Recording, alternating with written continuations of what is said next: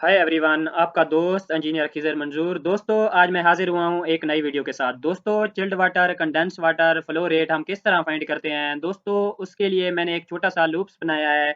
एक छोटा सा लूप्स मैंने डिज़ाइन किया है, तो इसी के मुताबिक कि हम जब कूलिंग टावर, चिल्लर और एएचयू हम इंडस्ट्रीज लेवल पे हम इंस्टॉल करते हैं, असम्बल्स करते हैं। असम्बल्स करने के बाद जब हम उनकी इंस्पेक्शन करते हैं, कूलिंग टावर के चिल्ड वाटर और कंडेंस वाटर के फ्लो रेट को हम फाइंड करते हैं, उसकी इंस्पेक्शन करते हैं वो, और बाई डिज़ाइन वैल्यू में कितना फ़र्क आ रहा है, कितना एक्यूरेसी आ रही है, तो वो चेक करने के लिए मैं एक छोटा सा एक डिज़ाइन बनाया है। दोस्तों, हमारे पास जो चिल्लर है उसके जो मेजर 4 कंपोनेंट्स होते हैं: कंप्रेसर, कंडेंसर, एक्सपेंशन वाल्व्स और एवेपोरेटर।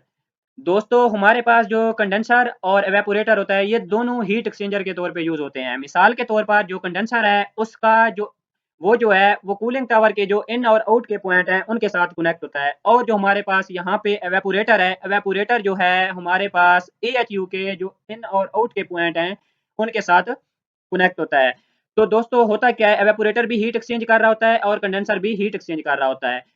दोस्तों, हमारे पास जो कंप्रेसर है, कंप्रेसर में गैस होती है R432। तो R432 यानी फॉर एग्जांपल मैं ये ले रहा हूँ कि हमारे पास जो रिफ्रिजरेंट है वो R432 है। तो R432 जब कंप्रेस होके गैस, उसका टेम्परेचर बढ़ जाता है, तो इस टेम्परेचर को कम करने के लिए, उसकी हीट को कम करने के लिए हमारे पास हम कूलिंग टावर यूज करते हैं कि उस गैस को हम लिक्विफाई करें, उस गैस को हम ठंडा करें, यानी उसका टेम्परेचर थोड़ा कम करें। तो उस टेम्परेचर को कम करने के लिए हम फर्ज करें हमारे पास जो कूलिंग टावर से जो टेम्परेचर आ रहा है वो हमारे पास आ रहा है 87 आ रहा है। 87 जो हमारे पास टेम्परेचर आ रहा है कूलिंग टावर से, वो जब इन होता है कंडेंसर में, तो यहाँ से कंप्रेसर से हमारी गैस जाती है।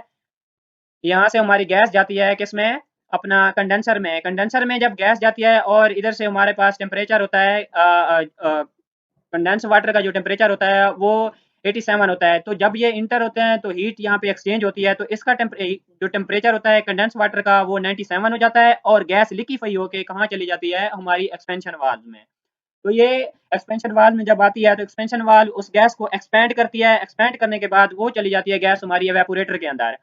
जब वो हमारे एवेपोरेटर के अंदर आती है तो यहाँ से हमारे पास चिल्ड वाटर का जो रिटर्न आ रहा होता है, यानी कि जो हमारे पास जो वाटर गर्म होके, यानी कि एयर को ठंडा करने के बाद जो हमारे पास पानी का रिटर्न आ रहा होता है, जब वो रिटर्न आ रहा होता है तो वो उसका जो टेम्परेचर होता है वो 54 होता है। जब वो 54, जब गैस एक्सपेंड गैस के साथ हीट एक्सचेंज करता है तो उसका टेम्परेचर कम हो जाता है, चिल्ड वाटर का टेम्परेचर कम हो जाता है और गैस का टेम्परेचर मजीद बढ़ जाता है। गैस दोबारा हमारे पास कंप्रेसर में चली जाती है, और जो हमारे पास चिल्ड वाटर होता है वो अगेन हमारे पास कहाँ आ जाता है, हमारे पास एएचयू में आ जाता है। एएचयू में आ जाता है, और एएचयू के साथ आगे मजीद डक्टिंग के पॉइंट होते हैं इन और आउट के, और वहां से फिर दोबारा यही साइकिल चलता रहता है। वो मैं आपको बाद में यानी एलेबोरेट करूंगा, पहले हम इसे समझते हैं कि हमारे पास जो यहाँ पे जो मैंने ये चिल्लर डिजाइन किया है, ये मैंने 2.4 यूएस जीपीएम पर टनेज के लिए हमारे पास चिल्ड वाटर के लिए है, और कंडेंस वाटर के लिए जो है हमारे पास यहाँ पे है 3 यूएस जीपीएम पर टन के लिए है हमारे पास, और चिल्ड वाटर के लिए है 2.4। तो दोस्तों, आगे